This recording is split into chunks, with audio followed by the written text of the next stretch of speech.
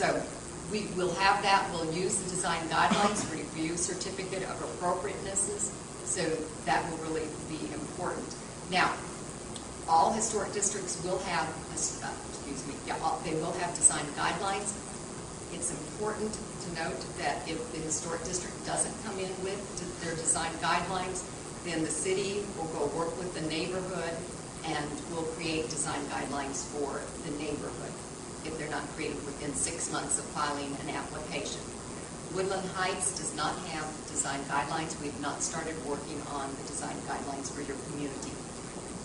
We will work with you, but we'll come to the community and hold community meetings to make sure that we capture it the way the community wants.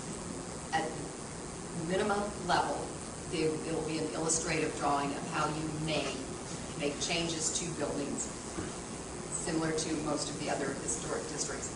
If this historic district want them to be more stringent, we will work with you to make sure that they're more stringent. The ultimate vote for approval of design guidelines will come, though, through the City Council.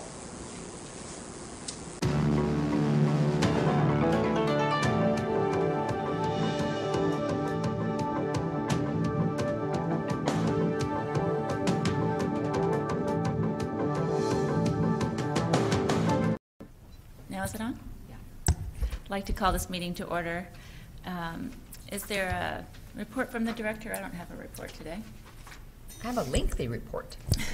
The next thing I want to address is some confusion around the design guidelines that were created a few years ago for many of the historic districts.